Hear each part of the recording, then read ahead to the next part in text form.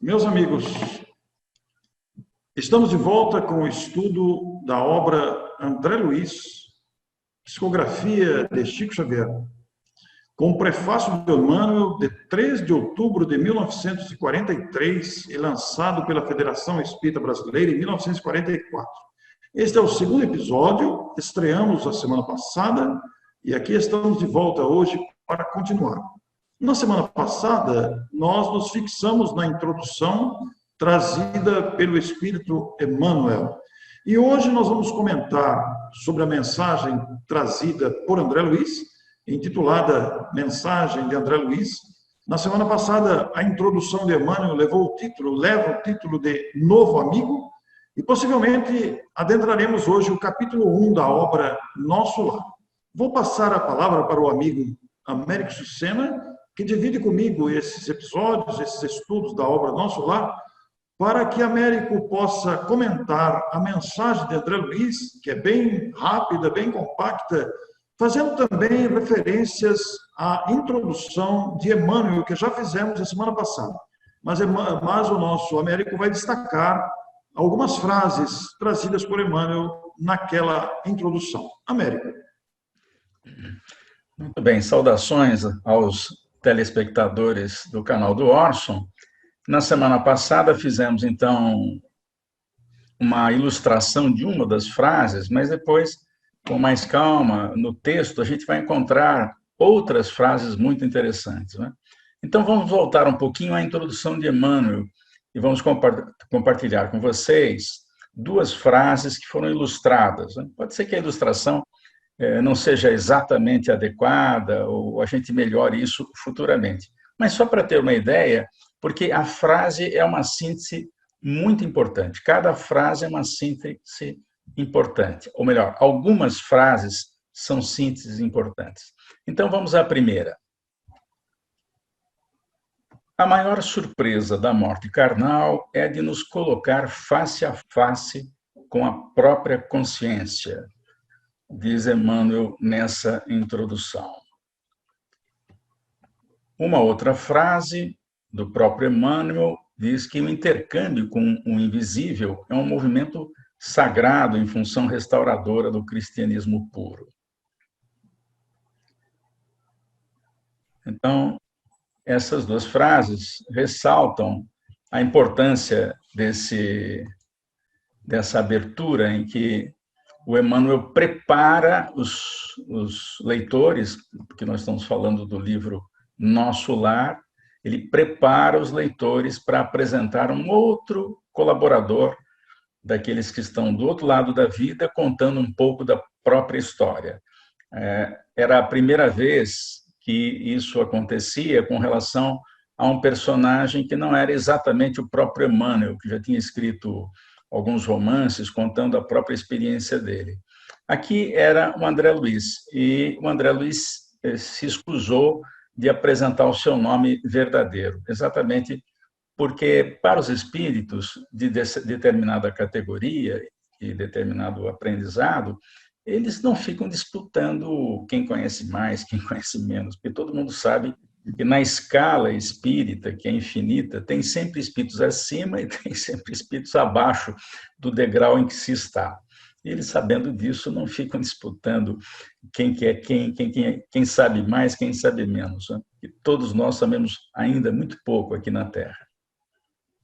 Que diferença, né, Américo, com as posturas aqui das ilusões da matéria, né? É o que o nosso André Luiz vai dizer aí na sua apresentação do livro. Essas ilusões que a gente se prende por bobagens, por bagatelas, né? Foi muito interessante você falar que os espíritos não disputam quem sabe mais, quem sabe menos, porque sempre haverá gente a mais e sempre haverá gente com necessidade de maior conhecimento do que nós. Estamos todos interligados intimamente na conquista do conhecimento e da experiência. No barco Terra, você tem aí espíritos hoje encarnados, vamos supor, né? Espíritos lá em mais alto grau e em espíritos que estão num grau mais abaixo. Mas se você passar isso para o mundo espiritual, você vai encontrar lá espíritos acima daqueles que aqui estão acima na Terra e talvez até espíritos abaixo daqueles que estão abaixo na Terra. E se pegar um outro planeta de expiação e provas, então isso aí vira um caldo de infinitas possibilidades. Então, nós não sabemos quase nada do universo, e esse é o caldo que nós temos na Terra. A doutrina espírita nos explica muita coisa, né, Orson? A ponto de que, depois da obra de André Luiz, nós passamos a ter uma ideia razoável do mundo espiritual. O Américo, pensando nesse raciocínio aí, é porque que a gente percebe por que, estando no mundo espiritual e despertos para essa realidade, é que o sentimento de solidariedade se desponta tão expressivo, né? De prestar auxílio àquele que está com mais necessidade do que aquele que porventura esteja à nossa frente. Até porque precisaremos da solidariedade daqueles que estão acima de nós também. Aliás, o mundo invisível, Orson, depois que André Luiz descortinou para nós uma série de tarefas que Kardec não teve oportunidade e também não era a hora, acredito, porque se fosse a hora ele já teria deixado alguma coisa escrita a esse respeito. Mostra que o mundo invisível, a função dele é tutelar o homem na Terra. É claro que no mundo invisível existe uma estratificação social ou evolutiva, vamos dizer assim. Os espíritos que estão em determinado estágio, eles cooperam com os que estão atrás, no estágio inferior, em estágios inferiores. É claro que lá também há aqueles espíritos que querem atrapalhar e não estão preocupados com o próprio progresso e querem prejudicar pessoas. Mas, enfim, isso é uma característica do nosso planeta, né?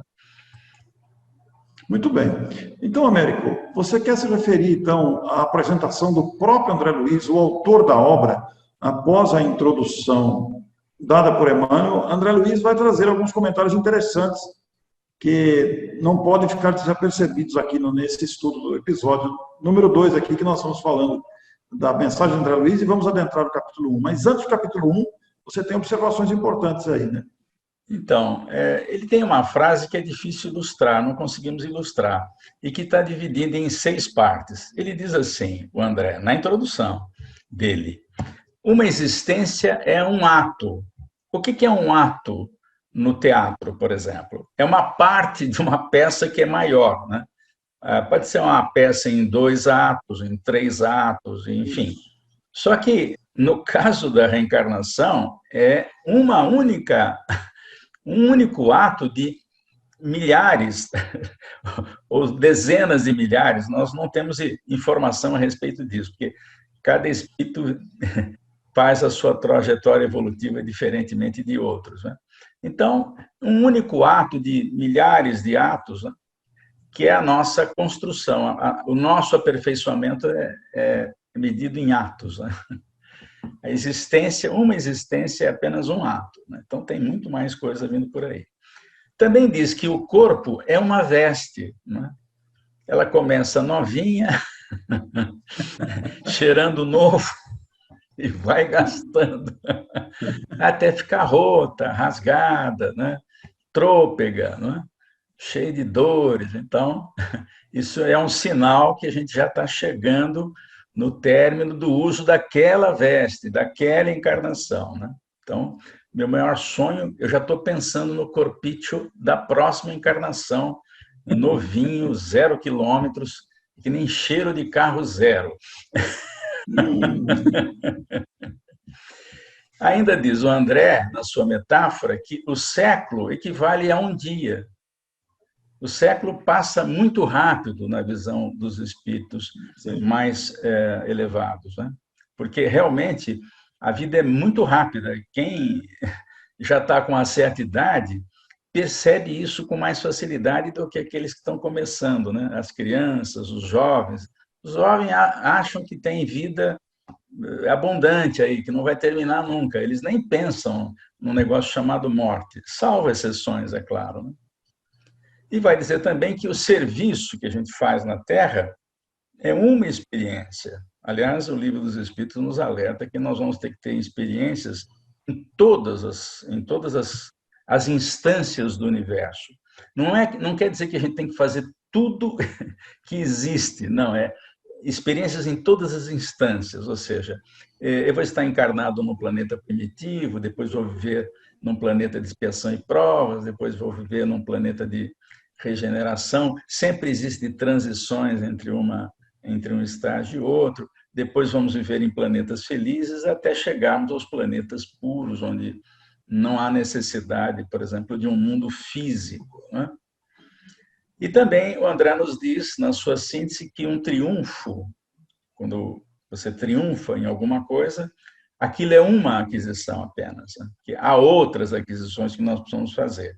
Uma única vida não é capaz de nos dar toda a experiência que a gente precisa, porque simplesmente não há tempo para isso, né?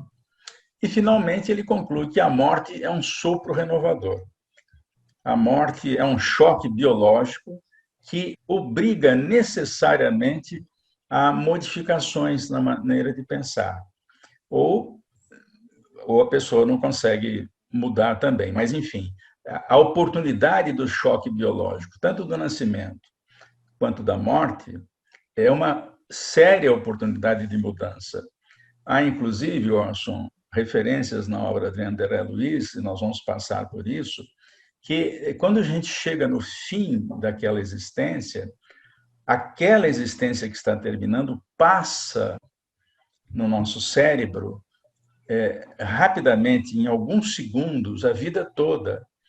E a gente, nessa hora, reflete melhor sobre o aproveitamento da encarnação. E essa hora é tão importante, é por isso que os espíritas não recomendam que se faça a eutanásia, porque ao se fazer a eutanásia, a gente pode sair fora desse mecanismo regulador que aproveita o último momento da alma na Terra para fazer para que ela faça, aliás, uma avaliação da encarnação. Américo, inclusive, você separou duas ilustrações desta mensagem de André Luiz, introduzindo o seu capítulo que vem na sequência, né?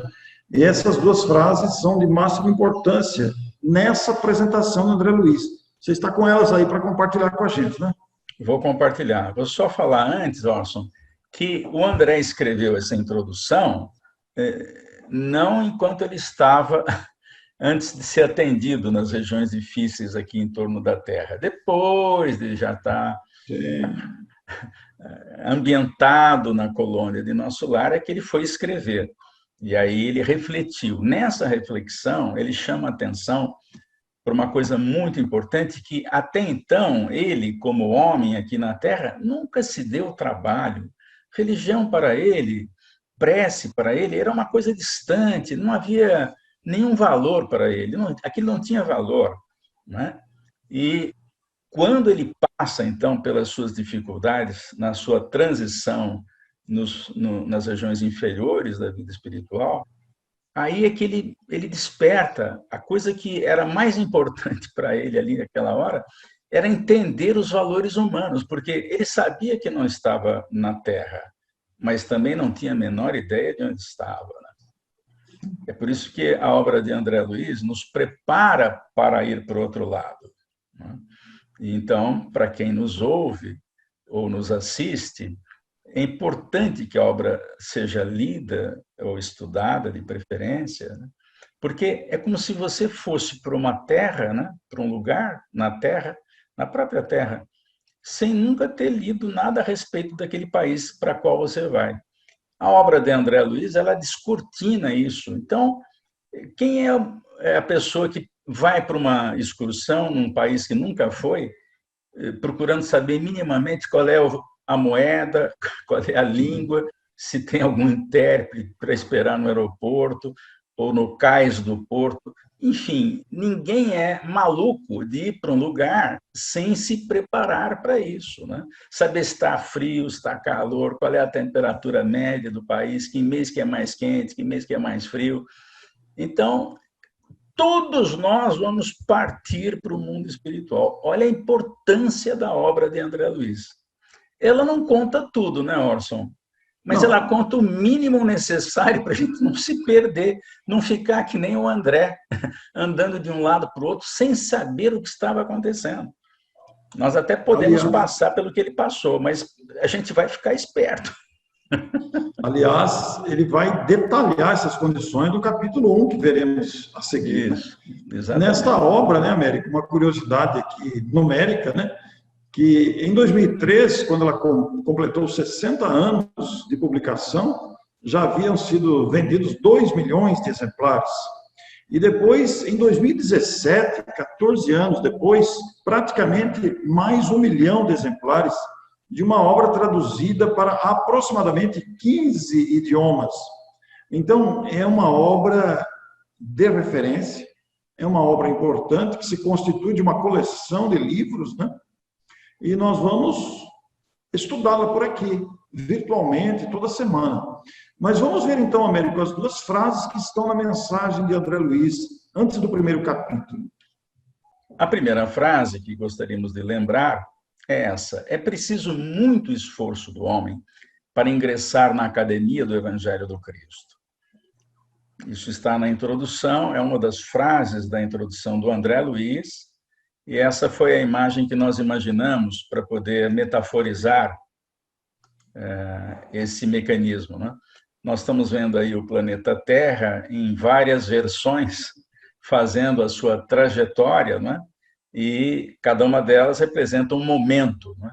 E, portanto, o esforço do homem na Terra, e quando eu falo de homem, eu falo da humanidade, pode ser homem, pode ser mulher, eu falo da humanidade. A humanidade tem que fazer um esforço para ingressar nessa academia, porque é a famosa porta estreita, né? Ninguém vai fazer a sua jornada evolutiva sem seguir as recomendações de Jesus.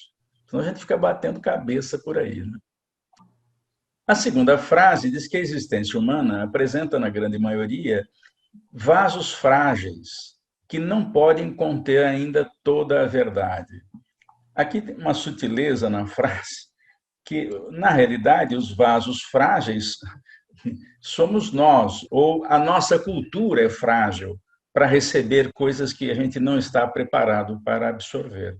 Então, os espíritos, a começar de Kardec, têm muito cuidado com relação às revelações. As revelações são estudadas para serem apresentadas ao homem naquele momento em que é possível que ela seja aceita, pelo menos por uma parte da humanidade. E a gente imagina, porque a promessa de Jesus com relação ao Espiritismo, que a gente chama de Consolador também, Jesus chama de Consolador, ele disse que ele estaria para sempre conosco, depois que ele enviasse.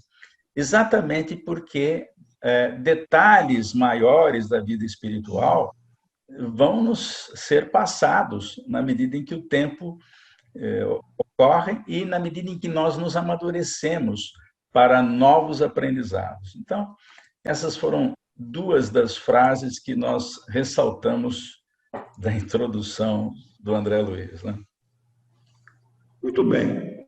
Feitas essas considerações, acho que podemos adentrar, então, o capítulo 1 da obra, que recebeu o título, este capítulo 1, após a apresentação e introdução de Emmanuel, Novo Amigo, e Mensagem de André Luiz, nós temos o capítulo 1, nas zonas inferiores.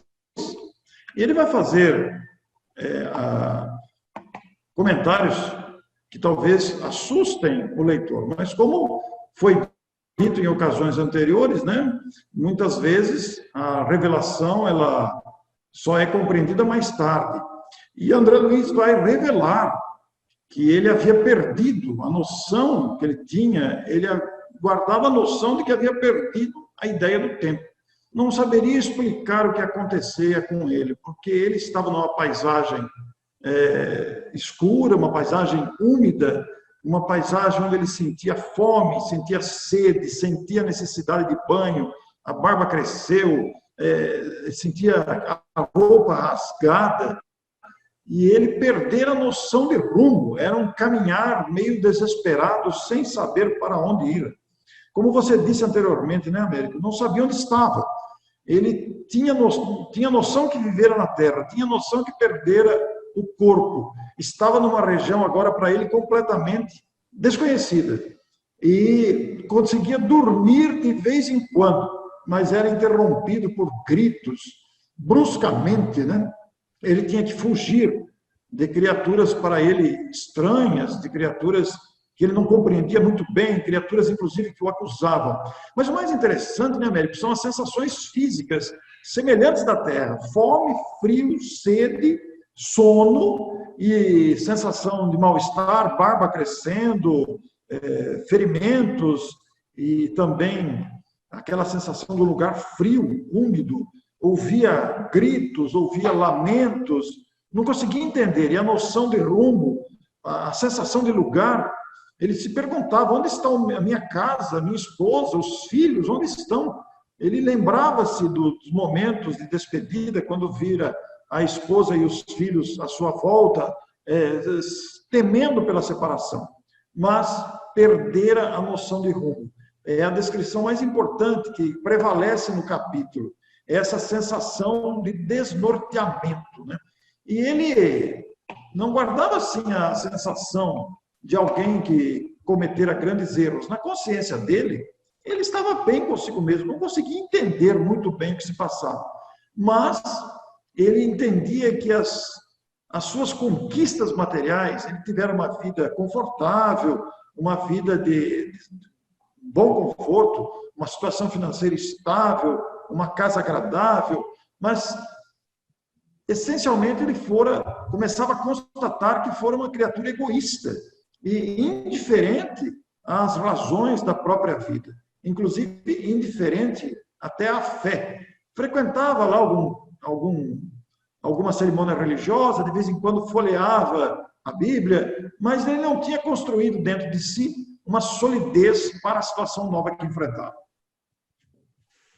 É verdade. Ele, além de perder o rumo, né, perde a noção de referência, porque queria voltar para casa e não sabia o caminho, né? Porque ele não entendia que, mesmo sabendo que estava em outro lugar e depois da morte, ele sabia que já tinha desencarnado, mas ele não conseguia voltar para casa. Onde estavam os afetos? Uma outra coisa que ele perde também, Orson, é a noção de tempo. E perder a noção de tempo é muito ruim, porque a impressão que dá é que o sujeito vai ficar eternamente naquela situação. Aliás, ele fica 8 anos nessa região, né? Há referências de que ele teria ficado nessa região porque um dia ele escreveria, isso já estava mais ou menos acertado, né? Eu não sei até que ponto a gente pode aceitar essa ideia, mas existem essas referências, né? O fato é que ele perde noção de espaço e de tempo, e não tem coisa pior, né? Você perder essa noção. E aí você não vê ninguém conhecido, não tem nenhum amigo, você vê alguns seres estranhos, de repente o acusam de suicida, ele não entende isso porque ele não se matou, afinal de contas, ele lutou, inclusive, 40 dias, né, no hospital para sobreviver a uma tumoração na área gástrica, na parte gástrica, né, e não estava entendendo, afinal de contas, onde estava, né? Então, isso deve ter sido um sofrimento grande. Mas, em algum instante, ele para, depois de sofrer muito, né? Ele até faz uma referência interessante, né? É preciso sofrer muito para a gente perceber o valor da prece. Quem não sofre, não ora.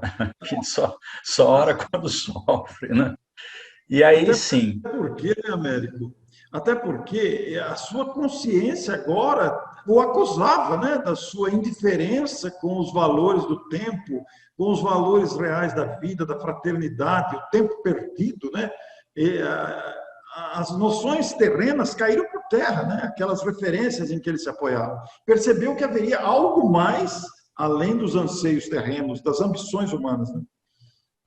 Ele já vai começar a refletir o fato de ele não ter dado importância ao conhecimento religioso, porque, afinal de contas, a vida continua, e se continua, e foi aí que ele chegou à conclusão, deve ter um responsável por isso. Olha só, e chega nessa conclusão, tem que ter um responsável, não é possível que isso aconteça de modo aleatório. Olha só, é claro que ele foi cientista na Terra, então a ciência não aceita o acaso, não existe o acaso para a ciência, ela se recusa a admitir o acaso, porque quando um resultado de uma causa é inteligente, a causa precisa ser inteligente. Está certo que não havia os resultados não eram bons, mas não é possível que a vida exista sem um controle. Se ela sobrevive e ela não termina, então tem que ter controle. Foi aí que ele orou ao Senhor responsável por tudo isso. E, passados alguns momentos, aparece alguém para tirá-lo de lá. Aliás, a Wagner Assis, que foi o diretor e também o co-roteirista do filme Nosso Lar, foi muito feliz, né, para mostrar esse momento difícil que ele passou, né? Às vezes assusta um pouco as pessoas, né? Mas não é todo mundo que passa por isso, né? Aliás, depois que a gente lê o livro, a gente toma mais cuidado com o que fala, com o que faz, porque a gente atrai inimigos, atrai espíritos que não são muito bons, exatamente porque a gente faz coisa que não é boa, né? O capítulo 2, né, Américo, acentua essas dificuldades que ele estava enfrentando, né, torturado pela fome, pela sede, este raciocínio que você comentou agora, de que deve haver um autor para aquela situação, as acusações que ele recebia, que ele não concordava com aquilo, ele, tudo bem, ele poderia ter errado alguma coisa, mas ele não fora suicida, né? Ele não, como assim suicida, né? E ele, castigado pela fome, castigado pelo abatimento progressivo das próprias energias, até que ele, no acentuar do desalento e nessa reflexão buscando o autor de tudo, ajoelhou e chorou copiosamente, né? Inclusive, ele vai dizer aqui, quantas horas consagrei a súplica, né? De mãos postas, imitando a criança aflita. E aí vem a frase que você disse, é preciso haver sofrido muito para entender as misteriosas belezas da oração, valorizando o valor, a importância da prece. E foi aí, então, que ele usa essa expressão, né? As neblinas espessas se dissiparam, até porque ele não tinha noção de dia e de noite, ele era sempre igual àquela repetição. Você falou dos 8 anos, né? E ele viveu nessa situação durante 8 anos, sem saber se era dia, se era noite, perdeu a noção de espaço, de tempo, sempre fugindo de si mesmo, das acusações, das perseguições que ali ocorriam, né? Mas foi nesse instante de súplica sincera, profunda, que as neblinas se dissiparam e surge alguém. Ele chama esse alguém de um velhinho simpático, que ele sorriu. Você tem uma imagem aí, não tem, Américo? Tem uma imagem que a gente preparou para o projeto de imagem para contar a história do mostra livro. para a gente. Vamos mostrar aqui. Esse é o momento em que ele, exausto, né, depois já de cair ao chão sem forças, né, ele vê a figura de um velhinho com um cajado, né, acompanhado de 2 padioleiros, né, estavam trazendo a padiola aí para levá-lo, né? Então foi esse o momento culminante, né, do término daquele período difícil que ele viveu, né?